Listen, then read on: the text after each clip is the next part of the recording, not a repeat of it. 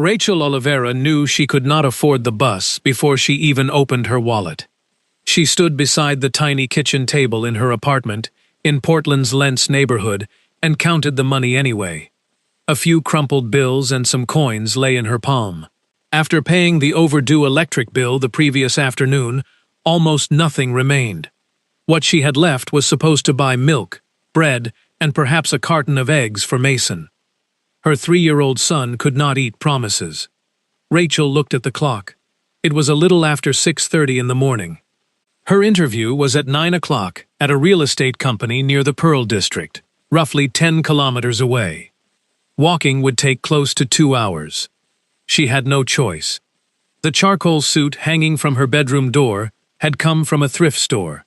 It had originally belonged to a man, and even after 3 evenings of alterations on Mrs. Carol Bennett's old sewing machine, the shoulders remained slightly too wide. Rachel had shortened the trousers, narrowed the waist, and taken in the jacket until her fingers ached. It still looked second-hand. But it looked respectable enough. It had to. She dressed quietly and entered Mason's room. He slept curled beneath a faded dinosaur blanket, one small hand clutching a stuffed bear whose fur had worn thin around the ears. Rachel brushed dark hair from his forehead. Mrs. Bennett, the widowed neighbor downstairs, would come upstairs later and take him to daycare. She never asked Rachel for money. When Rachel tried to apologize, the older woman always said the same thing. "One day you'll help somebody who needs you. That's how you pay me." Rachel left 2 sweet rolls on the kitchen counter with a thank you note. Then she walked out. The clouds above Portland were thick and low. For the first several kilometers, she moved quickly past corner stores opening for the morning, tired commuters waiting beneath bus shelters, and workers carrying coffee into construction sites. Rachel passed one bus after another. Each time, she instinctively checked her pocket before remembering why she was walking. 3 years earlier, Marcus had disappeared when Mason was only a few months old. He had left behind unpaid bills Rachel had never known existed and a short message explaining that he was not ready to be a father. Rachel had stopped waiting for another explanation. She had survived temporary jobs, cleaning offices, working retail shifts, answering phones at a dental clinic until it closed, and selling homemade alterations to neighbors whenever someone needed a dress shortened. The receptionist position at Langford Development would not make her wealthy, but it offered stability, health insurance, regular hours, enough money to stop choosing which bill could wait. Around 7:30, the rain began. At first it was only a mist. Then the sky opened. Within minutes, Rachel's hair was plastered against her cheeks. Water soaked through her jacket and ran down her back. Her trousers darkened. Her old shoes began taking in water. She considered standing beneath an awning. She kept walking instead. Every minute mattered. Traffic crawled along the wet streets. Cars passed with windshield wipers moving furiously. People hurried beneath umbrellas, while Rachel moved through the storm, looking as though she had stepped into a river. She had several kilometers remaining when a dark sedan slowed beside her. The passenger window lowered. "Excuse me." Rachel kept walking. The car moved forward again. "Ma'am, are you all right?" She stopped. The driver was a man around 40, neatly dressed, with dark hair beginning to gray at the temples. Everything about him, the tailored coat, the polished interior, the calm confidence, belonged to a world Rachel did not know. "The rain isn't letting up," he said. "I can give you a ride." Rachel tightened her grip on her purse. "No, thank you. You'll freeze walking like this." "I'm fine." She was not fine. Her legs hurt. One heel was already blistered. She was shivering. But she had learned that desperation could make people ignore danger, and she had promised herself she would never gamble with whether Mason's mother came home. The stranger studied her briefly. "I don't mind. I appreciate it," Rachel answered. "But I don't get into cars with people I don't know." Something changed in his expression. Not offense. Respect. "Fair enough." Rachel started walking again. The sedan remained beside her for several seconds before pulling away. She watched its taillights disappear through the rain and wondered whether she had just refused the only kindness the morning would offer. Then she lowered her head against the storm. One step. Another. Another. She had learned something during the years since Marcus left. Sometimes courage did not feel powerful. Sometimes courage was simply being terrified, exhausted, hungry, and soaking wet, and continuing because somebody you loved was depending on you. Lucas Langford could not stop thinking about the woman in the rain. He had spent nearly 2 decades building Langford Development from a borrowed pickup truck and a small renovation crew into one of Portland's most successful real estate companies. He owned apartment buildings, commercial properties, and developments across Oregon and Washington. People described him as fortunate. Lucas remembered when fortune had looked like sleeping inside unfinished buildings, because gasoline cost too much. He remembered eating canned soup beside construction heaters, and wondering whether the bank would take everything before he completed his first project. Those memories were why the soaked woman bothered him. There had been something familiar in the way she walked. Not helplessness. Necessity. By the time Lucas reached the company's glass and steel headquarters, he had nearly convinced himself to forget her. Paige Morgan, his administrative manager, met him outside his office. "Morning. Your first project meeting is later this morning. Human Resources also has that receptionist interview." Lucas removed his damp coat. "Candidate's name?" Paige checked her tablet. "Rachel Oliveira." He nodded absently. Then, shortly before 9, Rachel entered the lobby downstairs. The security officer stared at the water dripping from her clothes. "I'm here for an interview," she said. "Name: Rachel Oliveira." After checking the visitor list, he directed her upstairs. Inside the elevator, Rachel saw herself reflected in polished steel. She almost laughed. Her careful work on the thrift store suit was invisible beneath wrinkles and rainwater. Mascara had smudged beneath her eyes. One shoe had begun separating near the sole. She looked nothing like the confident professional she had practiced being in front of her bathroom mirror. On the executive floor, the receptionist blinked when she approached. "Rachel Oliveira, I have an interview." The woman found her appointment, then glanced at Rachel's clothes. "There's a restroom down the hall." Rachel understood the kindness behind the suggestion. Inside, she used paper towels to dry her hair and wipe away ruined makeup. She squeezed water from the bottom of her jacket over the sink. For several seconds, she gripped the counter. She wanted to cry. Instead, she whispered, "You made it." That would have to be enough. Allison Sawyer from Human Resources eventually called her into a conference room. The interview began normally. Rachel explained her experience at the dental clinic, customer service work, scheduling, telephone systems, and basic office software. She answered questions about difficult customers and unexpected problems.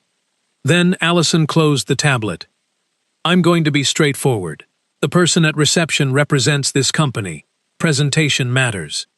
Rachel felt heat rise through her, despite the cold clothing. "I understand.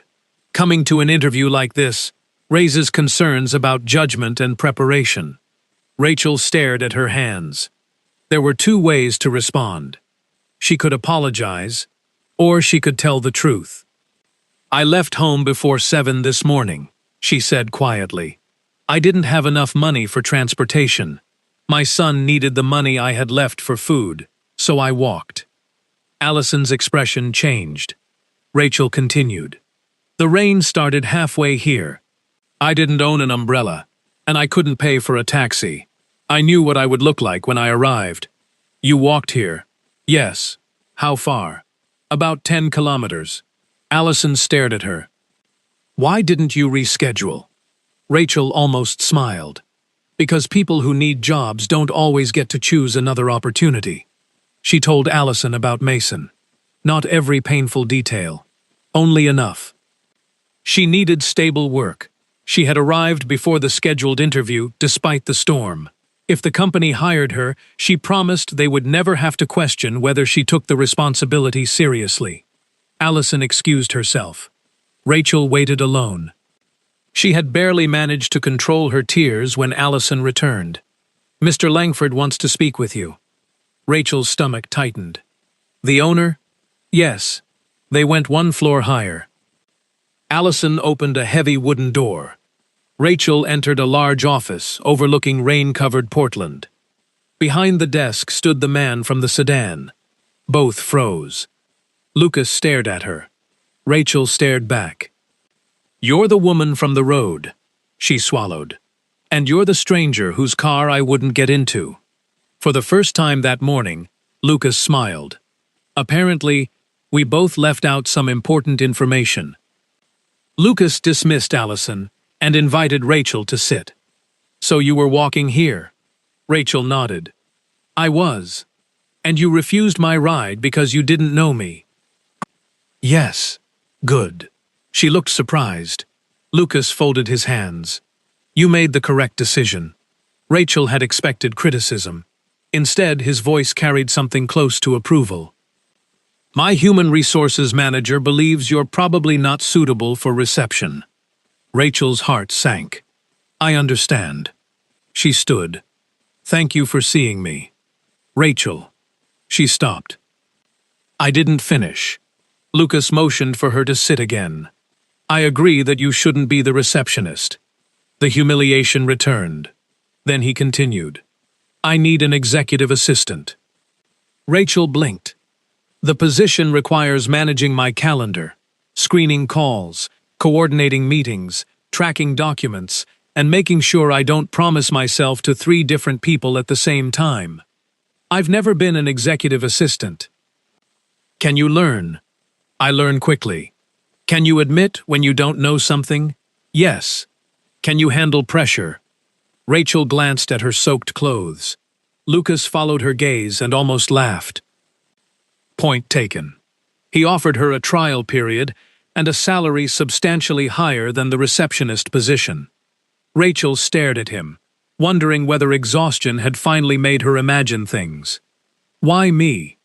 Lucas leaned back. "Because thousands of people write dependable on resumes. You walked across Portland through a storm because you said you would be here.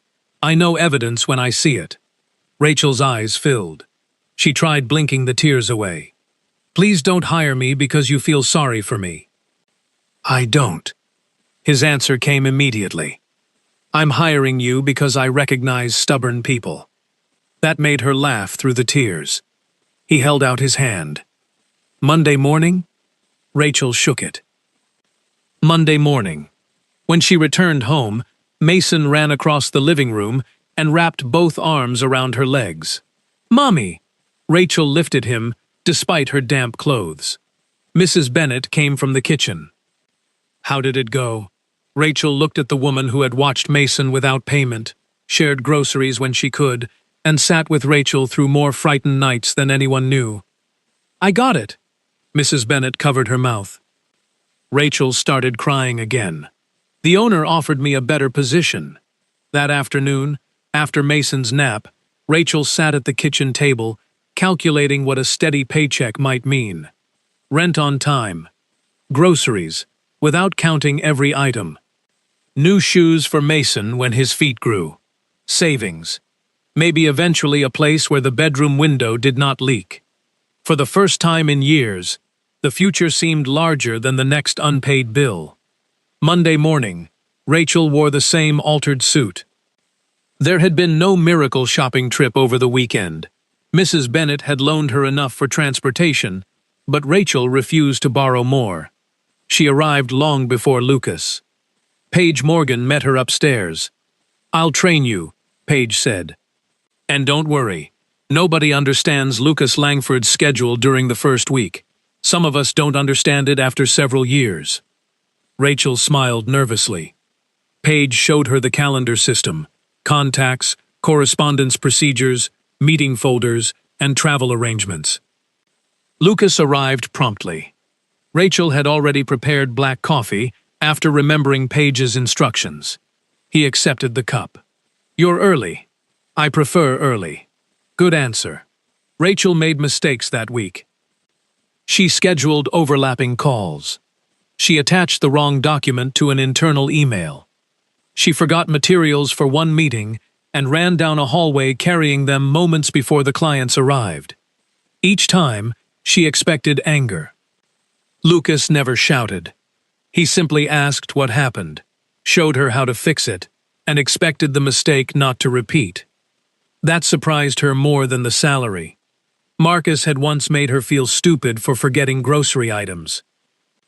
Lucas managed a company worth millions and could correct an error without humiliating anyone. At the end of the week, Paige handed Rachel an envelope. "Work clothing advance."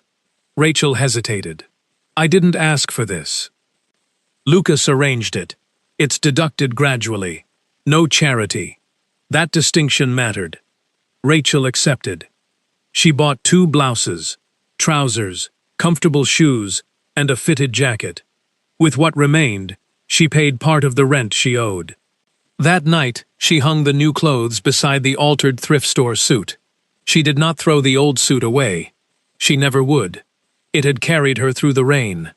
Weeks passed. Rachel learned Lucas's world. His mornings began before most employees arrived. He disliked meetings without clear agendas, forgot meals when focused, and could detect a problem in construction documents that other executives overlooked. Rachel became good at anticipating him. She moved unnecessary calls, protected time for urgent work, and began leaving food outside his office whenever he had skipped lunch. One afternoon, Lucas called her inside. "Can I ask something personal?" Rachel became cautious. "You can ask. Why are you raising Mason alone?" She hesitated before answering. His father left when Mason was a few months old. Lucas's expression hardened. "He just left?" "He said he wasn't ready. Apparently, I was supposed to be ready enough for both of us." She told him about the hidden debts and the years she spent paying them. Lucas walked toward the window. "When I started this company, I slept at job sites to save money. Everyone told me I was destroying my life." He looked back. "Maybe that's why I noticed you that morning. I recognized the expression." "What expression?" "The one people have when quitting would be easier, but isn't possible." Something changed between them after that conversation. Not romance. Trust. Lucas began asking Rachel's opinion about small decisions, then larger ones. She discovered that her years surviving on little had taught her things wealthy executives sometimes forgot. People noticed whether companies respected them. Customers remembered how they were spoken to. Small problems became expensive when ignored. Lucas listened. One evening, a meeting stretched late. When Lucas emerged, almost everyone had gone home. Rachel remained at her desk. "Why are you still here?" "In case you needed anything." "It's late, Mason." "Mrs. Bennett has him." Lucas frowned. "Go home." Rachel began shutting down her computer. Then Lucas stopped her. "Have you eaten?" "No. Neither have I." They ordered dinner and ate in his office, overlooking the city lights. For the first time, they spoke without agendas between them. Rachel told him Mason loved dinosaurs and begged nightly for stories about creatures whose names she could barely pronounce. "Has he been to the Science Museum?" Lucas asked. "Not yet." "Why?" Rachel gave him a look. He understood immediately. "Right." She asked whether someone waited for him when he went home. Lucas shook his head. "I never married." "No children?" "No." "Did you choose that?" "I chose work. I didn't realize choosing one thing repeatedly means you're also choosing against other things." The honesty surprised her. He admitted his house often felt less like a home than an expensive place to sleep. Rachel understood more than she wanted to. She had spent years moving automatically because slowing down meant remembering abandonment.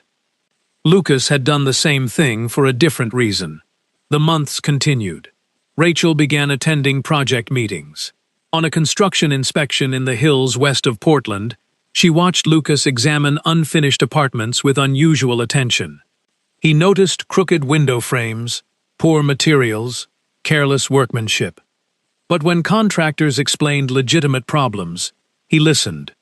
Later, they stood on an unfinished terrace overlooking the city.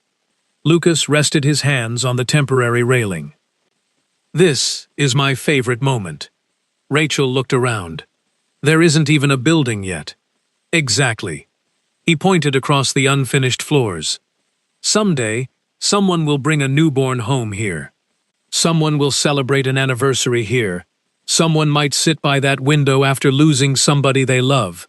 Buildings become containers for lives." Rachel looked differently at him after that. His ambition was not only about money. He wanted to build things that remained. That evening, Mason showed Rachel a drawing from daycare. A purple dinosaur filled most of the paper. Beside it stood a tiny figure holding its hand. "That's me," Mason explained proudly. "You said someday you'll take me to see a real dinosaur." Rachel knelt beside him. "I remember. Is someday soon?" The question hurt. She had used her first paychecks for debts, groceries, repairs, and necessities postponed for years. There was always something more urgent than fun. Rachel kissed his forehead. Soon. She meant it. But she did not know that someone else had already begun thinking about the same promise. The following Monday, Lucas appeared beside Rachel's desk earlier than usual. "Do you and Mason have plans Saturday?" Rachel looked up. "No. I'm inspecting land outside Hood River. There's a park nearby. Come with me. Bring Mason." Rachel hesitated. Mixing work with her son felt dangerous in ways she could not explain. Yet Mason had rarely traveled beyond Portland. She eventually agreed. Saturday morning, Mason nearly exploded with excitement when he saw Lucas's car. He pressed his face against the window as they drove east beside the Columbia River, pointing at mountains, trains, waterfalls, and boats. After Lucas finished inspecting the property, they bought sandwiches and ate beneath tall trees. Mason ran through the grass chasing butterflies. Lucas watched him. "He has a lot of energy. You've only seen the morning version." Mason eventually returned and began discussing dinosaurs, with the seriousness of a university professor. When Lucas mentioned the Oregon Museum of Science and Industry, Mason stared at Rachel. "They have dinosaurs?" "Sometimes they have fossil exhibits," Lucas said, "and plenty of other things you'll like." Mason turned immediately. "Mommy, can we go?" Rachel laughed. "We'll go." Lucas looked at her. "Next weekend?" The following Sunday, he kept the promise.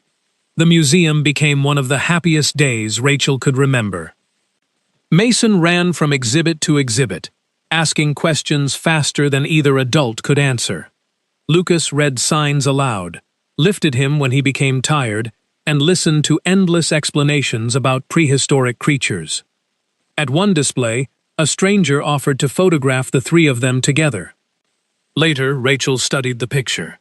Mason stood between them, holding both their hands. They looked like a family. The thought frightened her. On the drive home, Mason fell asleep hugging a dinosaur toy Lucas had bought him. "Thank you," Rachel said softly. "For what?" "This. You could have done anything with your Sunday." Lucas kept his eyes on the road. "This is the best Sunday I've had in years." Rachel turned toward him. "Why are you doing all this?" Lucas was silent for a while. Finally, he said, "Because I like being with both of you." Rachel's breathing changed. "When I'm with Mason, I remember life exists outside conference rooms. When I'm with you, I don't feel like somebody's boss or somebody's investment opportunity." Rachel looked down. "Lucas, women from your world. I don't want women from my world. You don't even know what I was going to say." "I've heard that sentence before." She almost smiled. Then her expression became serious. I can't let Mason get attached to somebody who's going to disappear. Lucas pulled over near her apartment building. I understand. No, I don't think you do. He has already lost one father he doesn't remember. I can't explain another man walking away. Lucas switched off the engine. I'm not Marcus. I know, but people don't announce when they're going to break your heart. That silenced him. What do you want? Rachel asked. A chance, Lucas said. Nothing more. A chance to know you outside work. A chance to know Mason. Slowly. Rachel asked for time. He gave it. At work, neither mentioned the conversation. Paige eventually noticed the tension. Whatever is happening, she told Rachel over lunch, Lucas is not casual about people. He's terrible at relaxing, terrible at vacations, and probably terrible at romance. But he isn't cruel. That evening, Rachel spoke with Mrs. Bennet. The older woman listened carefully. What are you afraid of? She asked. Everything. That's not an answer. Rachel sighed. That he'll leave, that Mason will love him, that I'll love him. Mrs. Bennet squeezed her hand. You learned from Marcus that trusting the wrong person hurts. Don't accidentally learn that trusting anyone is impossible. Rachel cried quietly. Several days later, when the office emptied, Rachel walked into Lucas's office. I've thought about it. Lucas immediately became nervous. Rachel had never seen him nervous before.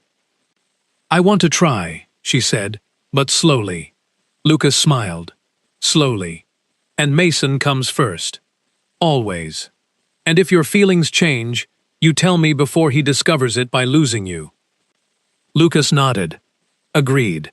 For Rachel, that agreement was more frightening than the rain had been, because walking through a storm required endurance. Opening her heart required faith. Their relationship grew through ordinary things. That mattered to Rachel. Lucas did not sweep her into luxury dinners or expensive vacations.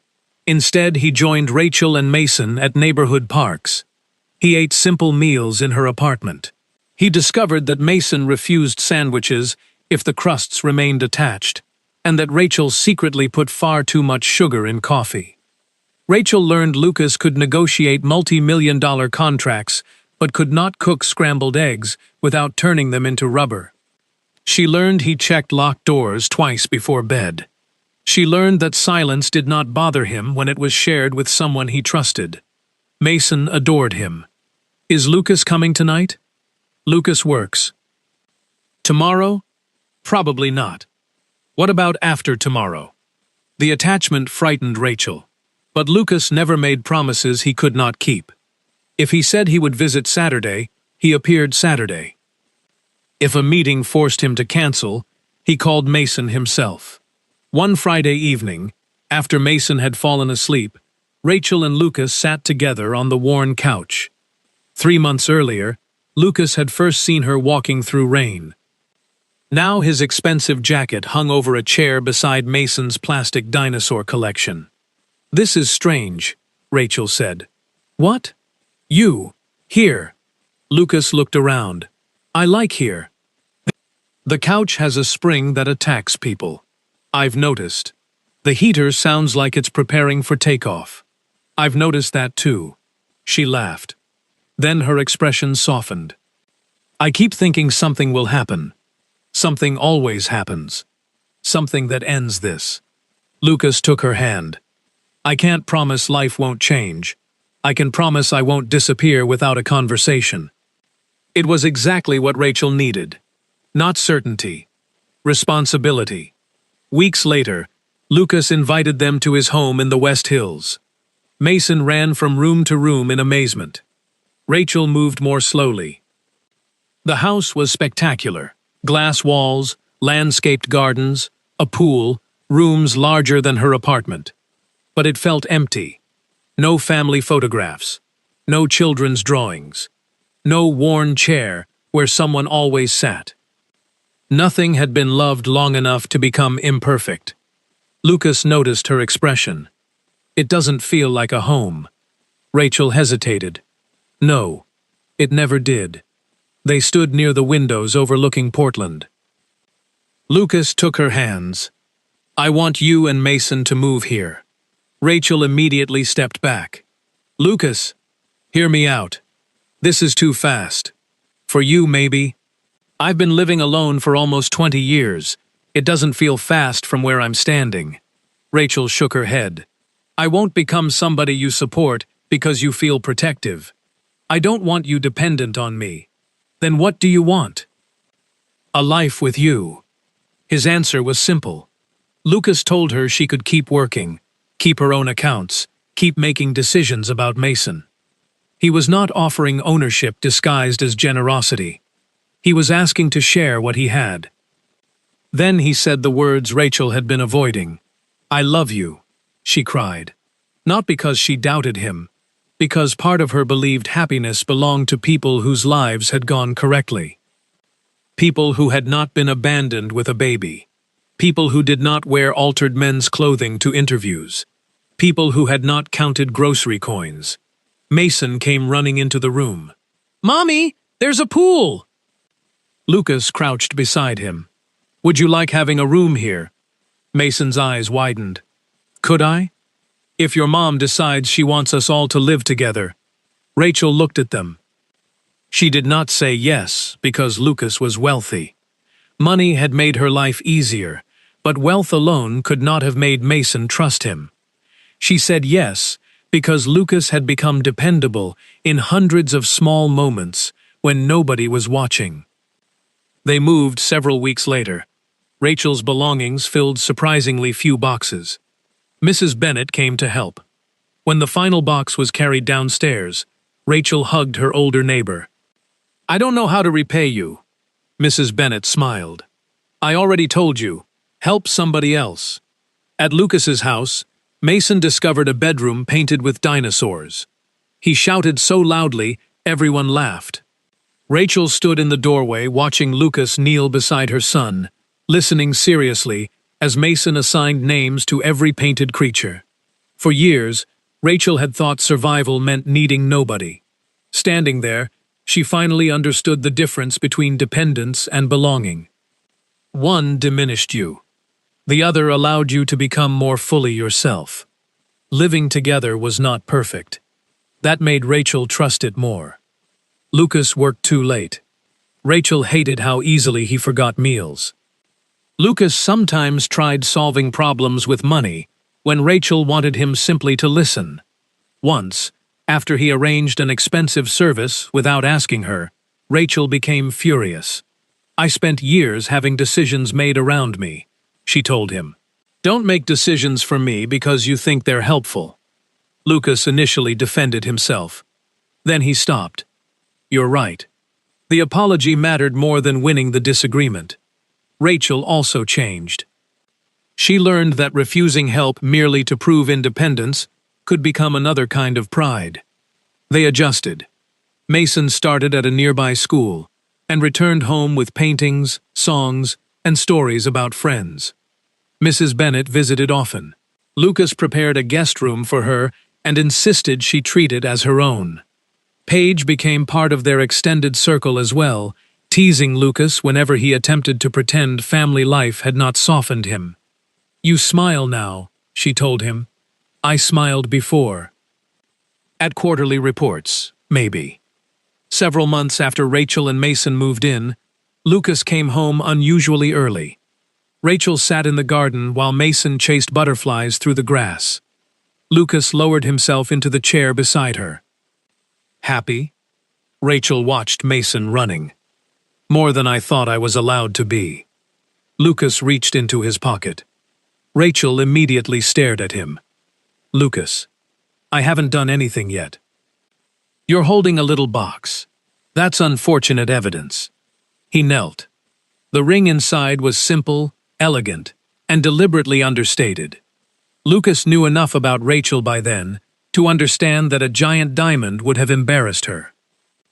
"I spent most of my adult life believing success meant building something nobody could take away from me," he said. "Then you came into my office dripping rainwater on the furniture and ruined that theory." Rachel laughed through sudden tears.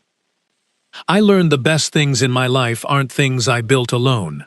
He looked toward Mason. I don't know everything about being a husband.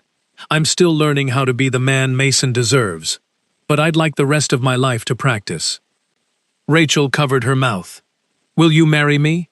Yes. Mason noticed his mother crying and ran toward them. Why is Mommy sad? She's not sad, Lucas said. We're getting married. Mason's face became serious. Does that mean you're my dad?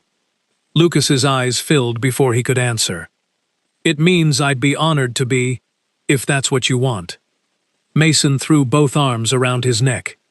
I want you. Lucas held him tightly. Rachel knelt beside them, joining the embrace. Their wedding took place several months later in the garden. It was intentionally small. Paige cried before the ceremony even began. Mrs. Bennet stood beside Rachel and fixed the back of her dress with the same calm hands that had once helped her alter a thrift store suit. Mason carried the rings with enormous concentration. Before walking outside, Rachel opened a garment bag hidden in the closet. Inside was the old charcoal suit. The shoulders were still awkward. One cuff remained slightly uneven. She touched the fabric. She remembered wet streets, hunger, the pain in her heel. A stranger offering transportation. The terror of entering a beautiful office, looking like she had lost a fight with the weather. She did not think of that woman with pity. She admired her. Rachel closed the garment bag. Outside, Lucas waited beneath strings of warm lights. When Rachel reached him, he whispered, "You look beautiful." She smiled. "So do you." "That's less impressive. I didn't walk here." Rachel laughed. After the ceremony, Mason grabbed both their hands. A photographer captured them just as he looked upward between them. Later, Rachel noticed how similar the photograph was to the one from the museum, except something had changed. Back then, 3 people had accidentally looked like a family. Now they were one. Years later, Rachel kept the charcoal suit in the back of her closet. She had better clothes by then. Her career had grown beyond managing Lucas's calendar. After studying part-time and learning the development business, she eventually led a community housing initiative inside the company. The program worked with single parents, older workers starting over, and families living one emergency away from homelessness. Mrs. Bennet's words had never left her. Help somebody else. Rachel did. Whenever applicants came into her office nervous about their clothes, their education, or the gaps in their employment history, she remembered walking through Portland with rainwater inside her shoes. She never confused hardship with lack of character. Lucas changed too. He remained ambitious, but he stopped treating exhaustion as evidence of importance. He attended school events, learned to cook several meals without destroying them, and discovered that buildings were not the only legacy a person could leave. Mason grew up knowing something his mother once feared he never would: the steady presence of a father who showed up. One autumn afternoon, after a sudden Portland shower, Rachel stood near the window of her office and watched pedestrians running for cover. A young woman hurried past below, shielding a folder beneath her jacket. For a moment, Rachel saw herself. She thought about how people later described the morning that changed her life. They called it luck. They said she had happened to meet a millionaire. Rachel understood why. From the outside, life often looks like a chain of dramatic moments. A storm, a stranger, an interview, an unexpected offer. But age had taught her that the deepest turning points rarely begin when fortune arrives. They begin much earlier. In private decisions nobody applauds. The important moment was not when Lucas offered her the job. It was when she got out of bed, despite knowing there was no bus money. It was when she chose Mason's food instead of her own comfort. It was when she kept walking after the rain began. It was when she refused a stranger's car because desperation did not erase her right to protect herself. And later, courage changed shape. It became admitting mistakes at work, accepting help without surrendering dignity, allowing another person to know her. trusting slowly after betrayal, speaking when something in her relationship felt wrong, letting love become partnership rather than rescue. Rachel eventually understood that difficult years are not automatically meaningful. Suffering does not become beautiful merely because we survive it. Some wounds remain unfair. Some losses never should have happened. There was nothing noble about a mother wondering whether her child would have enough food. The meaning came from what she chose to build afterward. She refused to let poverty teach her contempt for herself. Lucas refused to let wealth convince him he needed nobody. Mrs. Bennet refused to believe kindness required repayment before it could be given. Together, they learned that a good life was not created by one heroic act, but by ordinary faithfulness repeated over time. Rachel often told Mason, when he was old enough to understand, that people spend too much of life waiting for perfect conditions. More money, less fear, better timing, greater certainty. But certainty rarely arrives before the first step. Sometimes the road is wet. Sometimes your shoes are failing. Sometimes you cannot see farther than the next block. You still choose the next honest step. Not because every difficult road ends in a miracle, but because dignity is preserved in how we walk it.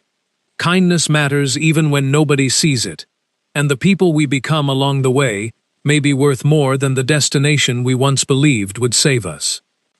Whenever rain struck the windows, Rachel remembered that morning, not as the day a millionaire changed her life, as the day she refused to stop walking long enough for her own life to find her.